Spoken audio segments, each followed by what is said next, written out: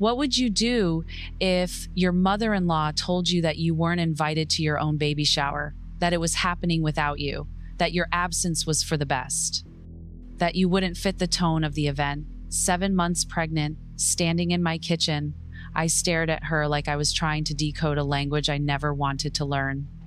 She stirred her tea like she hadn't just sentenced me to silence. She smiled when she said it, not with cruelty, with certainty, as if it was obvious that I didn't belong at the celebration of my own child. I asked her once why. She said it plainly. I wasn't graceful enough to be a mother. Her words floated like perfume, sweetened and sick. I didn't argue. I nodded. And while she turned away to adjust the flowers on the table, I began planning something else entirely. Something she would never see coming. Something I would never forget. Before we go deeper into how everything unraveled, make sure to subscribe for more real revenge stories. Before everything broke, my world was quiet in the way a garden is quiet just before blooming. My days were made of rituals: chamomile tea in the morning, sketching nursery prints in soft pencil, gentle stretches on the sun-warmed rug. It wasn't perfect, but it was ours. Adrian and I had tried for years. 3 losses had carved silence into the corners of our marriage, but this time held. At 7 months, I had begun to believe it would end differently. I didn't come from legacy. My mother disappeared when I was 9. My father raised me on secondhand books and soup from scratch. I never learned how to curate a family image. I learned how to survive with dignity. I never thought that would be something I'd have to defend. Claudette Varnell entered my life like a museum docent walks into a room, slow, sure, assessing the pieces she already believes she owns. From the first brunch she hosted, she called me dear with an edge of formality, like I was a house guest who'd overstayed. She corrected how I held my fork. She rewrote the seating chart at our wedding. She replaced my lavender-scented drawer liners with her own rose-scented sachets, then told me she'd done it because rose was more appropriate for the Varnell family name. I tried to understand her. I thought maybe she came from a place where control was a form of care. Maybe I was the strange one for needing space, softness, permission to grieve, and hope at once. But as the months passed and the baby grew, I noticed how often she spoke about legacy and how rarely she said my name. Still, I tried. I let her redecorate the guest room she insisted was better suited for a nursery. I let her suggest names. I said nothing when she called Adrian the last true Varnell. There's a kind of gaslight that doesn't flicker. It just dims you so slowly that by the time you notice, your reflection is already gone. The first time I asked about the baby shower, I was folding onesies beside the window. She was trimming roses in the backyard. I mentioned dates and themes. She didn't look up from the pruning shears. She said it was already planned, invitation sent, location set, family only. I remember the sound of the wind moving through the hedges. I remember thinking it was a strange day for a storm, but the sky was clear. The storm was just beginning, and it was mine to carry. The day of the shower arrived like any other Sunday, except the house was unnaturally still. Adrian had left early, said his mother needed help setting up. He kissed my cheek without meeting my eyes. I told him to take photos. He promised he would. I didn't ask if he had tried to change her mind. I already knew the answer. I spent the day pretending I wasn't waiting. I watered the kitchen herbs. I tried to journal. I moved a small laundry pile from one basket to another, just to fill the space. But everything felt too loud in the silence. By evening, I stopped pretending. I sat on the nursery floor, surrounded by untouched baby gifts and unfinished plans, and I let myself feel the weight of being erased. The photos appeared the next morning, not sent to me, just posted online like a performance. Claudette had chosen a garden estate as the venue, pale linens, champagne towers, a floral arch that mirrored the one from our wedding, but taller. She wore pale blue, like she was the one carrying the child. The caption read, asterisk, a celebration of heritage, welcoming the next generation of Varnells, asterisk. I wasn't in a single frame, not a mention, not a whisper, no chair left empty for me, no reference to the mother who made the child possible. One video clip played on loop in my mind. Claudette standing beneath the arch, lifting a glass, her voice elegant and steady. She spoke about strength, vision, and legacy. She thanked the guests for showing up to support the future of the family. Not our future, not my child, just hers. I showed Adrian the photos. He sat at the dining table, scrolling slowly, then turned his phone face down. He didn't apologize. He didn't explain. He just said, "You know how she is." That was all. Something inside me shifted then. Not shattered, not yet, but cracked, quietly. The kind of break you don't notice until light begins to shine through it. I didn't speak for the rest of the night. I let him wash the dishes. I let the silence widen between us. I let myself begin to believe that I had been standing in a room on fire, pretending it was just warm. By morning, I was different. I got up, made tea, and opened my laptop. I didn't write a blog post, I wrote a list, a quiet, dangerous list. Not of things she had done, but of things I could do. It started with a phone call I hadn't planned to make. Junie Park answered on the second ring. She used to be a branding client, a soft-spoken storm of creativity who had since moved into documentary storytelling, short, viral format films that made people cry on their lunch breaks. I didn't explain everything, just the outline. She asked one question, "Do you want this to be seen?" I said yes, and that was enough. We met in a small cafe that afternoon. She brought a sketch pad. I brought silence.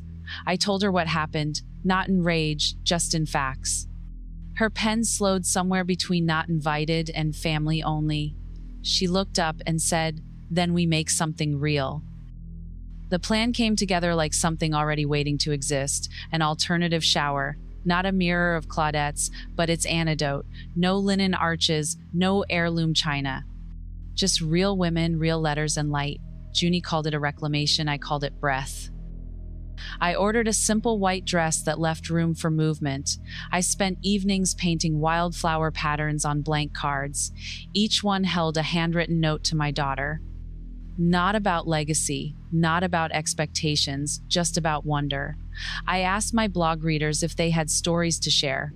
Stories of feeling unworthy, invisible, diminished. Dozens responded. Then hundreds. I chose 12. Junie curated a guest list of strangers who weren't strangers anymore.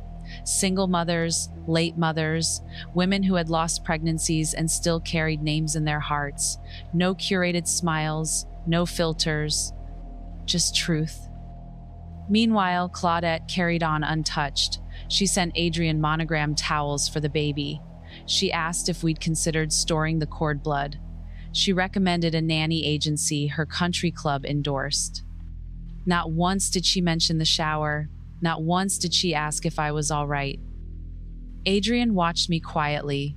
I didn't hide what I was doing, but I didn't explain it either. When he asked if I needed help, I said no. He looked relieved. I think he believed I was retreating, that I'd accepted my place at the edge of the family portrait, but he didn't understand. I wasn't stepping back. I was stepping outside the frame altogether. I was building something without the Varnell name stitched into its lining. There is a kind of strength that doesn't announce itself. It doesn't fight, it prepares. It chooses stillness the way a bowstring chooses silence just before release. We chose my father's old garden for the shoot. It hadn't been tended in years, but the wildness made it honest. Honeysuckle tangled through rusted trellises, grass pushed up through cracked stone. It was imperfect and open everything Claudette's events tried to conceal. Junie said it was perfect. The night before, I lit candles along the windowsill and repacked the basket of baby gifts I had once hidden away. This time, I chose what stayed. A tiny knit bonnet from a woman in Maine. A copy of The Velveteen Rabbit, my father's old stethoscope, now silent, placed gently at the bottom. Not symbols for display, just pieces of real love. Junie arrived at dawn with cameras and fabric and calm. She brought 2 friends to help sound, angles, drone work, but everything felt quiet, intentional, like a ceremony rather than a shoot. The guests came slowly, one by one, each holding a letter. Some wore linen, some wore jeans, all wore something soft in their eyes. We gathered in the open space between 2 bent apple trees. No music, just wind, a bird calling from somewhere we couldn't see.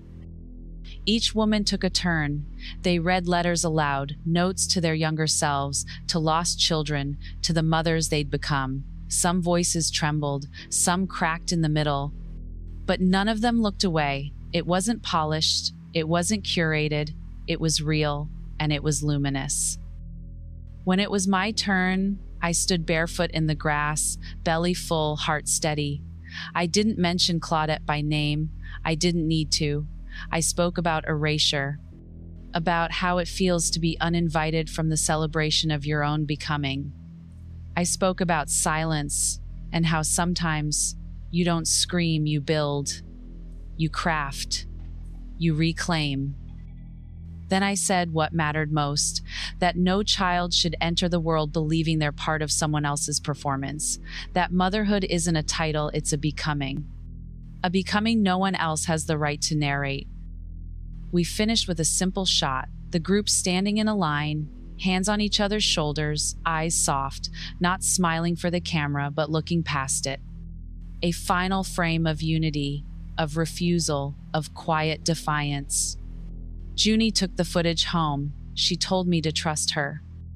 And I did, not because I knew how people would respond, but because I had finally stepped into my story, not the one Claudette had written for me, but the one I had waited too long to claim. The video went live on a Thursday morning. We posted it without preamble, just a title and a line of text beneath it, asterisk. To the women who were told they didn't belong, this is for you, asterisk. I didn't watch the numbers at first. I lit incense, opened the windows, folded laundry as if the world outside wasn't shifting. But by afternoon, Junie sent a message. You need to look, asterisk. 500,000 views, then 1 million, then 2. The comments were raw, women telling their own stories of being erased, dismissed, rewritten. One wrote, asterisk, I cried in my car watching this. My mother-in-law told my daughter I was too fragile to raise her. She was wrong.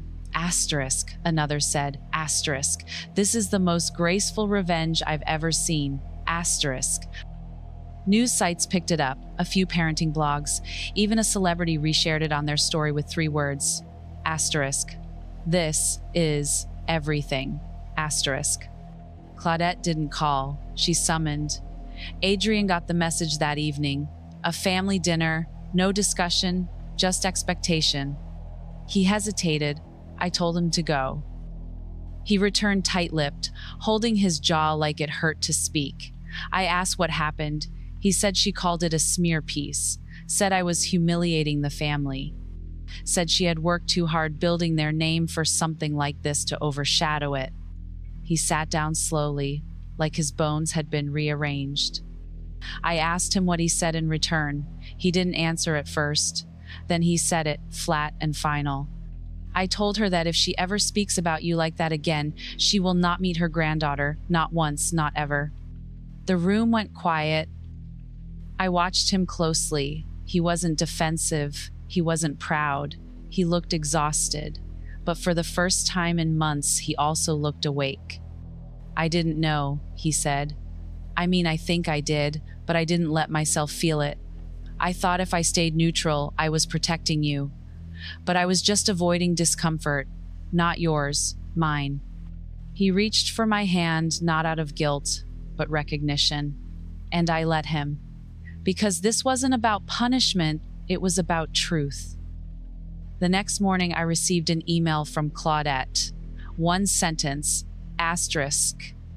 You've made your point, asterisk.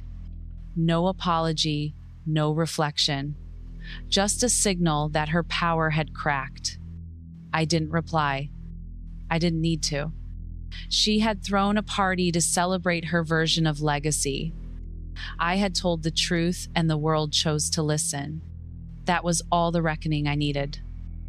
Claudette didn't disappear, people like her rarely do, but something shifted around her, a quiet distancing, like the way a room changes when someone speaks just a little too loudly at the wrong time. The women in her circle stopped echoing her words. Invitations to speak at local foundations were quietly retracted. At her charity luncheon, someone made a passing remark about the video. She smiled, but her grip on the champagne glass tightened just enough for a few to notice. There was no scandal, no headline, just erosion, the soft dismantling of a reputation that had relied too long on image over substance. Adrian stayed in therapy, not for damage control, but for honesty. He started asking questions he had never dared ask himself, about his father, who had also once chosen silence. About the version of masculinity he'd inherited, about what it meant to be a protector without becoming a shield for someone else's cruelty. We talked more, not louder, just deeper, about parenting, about presence, about how we would create a home that held space for softness and strength. The nursery changed too. Gone were the monogrammed towels and lace curtains Claudette had insisted upon. We painted the walls a shade of pale fern. Adrian built a bookshelf from scratch. I filled it with stories where mothers were not footnotes. Junie's video remained online. It became a reference point used in classrooms, reposted by doulas, whispered about in birth circles. People didn't just remember the images, they remembered the tone. The refusal to scream, the clarity of it. Claudette tried, once, to regain ground. She sent a box of heirlooms, a silver rattle, a locket with the family crest. No note. Just objects like artifacts from a world she still believed held weight. I placed the box in storage, unopened, not out of malice, out of clarity. I wasn't rejecting her, I was preserving distance, a boundary that didn't require explanation. She never asked to visit, and I never offered. In her world, silence is a punishment. In mine, it is a choice. A quiet room with the door gently closed. A door that stays closed, because I finally understand that peace is not something you wait to be given. It's something you make with your hands, your words, and your absence. Lyra Fern Quinn was born on the first clear morning in April. She came into the world with quiet eyes and a full breath, no scream, just a slow study of light. The nurse called her alert. I called her ancient, like she had been waiting a long time to arrive in a place that finally had room for her. We brought her home in silence, no visitors, no announcements, just us, the walls we had repainted together, the fern-colored blankets folded neatly on the chair. I held her in the garden 2 weeks later, the same place where we had filmed the letters. The honeysuckle had bloomed again, untamed, unapologetic.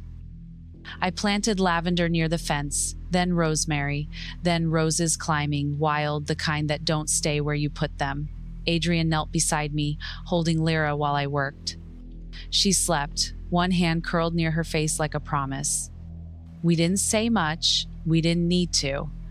There was a moment, soft and passing, where I looked up and saw the wind carry a few petals into the air, scatter them like a quiet applause. I let my fingers press into the soil, not to bury something, but to begin something. I placed a small wooden marker in the corner of the garden. No date, no initials, just a single sentence carved into the grain. Legacy isn't what you inherit, it's what you grow.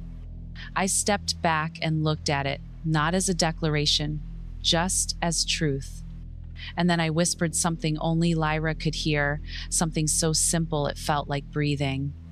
You were always worth celebrating. The wind moved again, the flowers rustled. And for the first time in what felt like years, I didn't feel like I had to explain myself to the air. The story was finished. Not with vengeance, not with victory, but with something harder, something quieter. Peace on my own terms.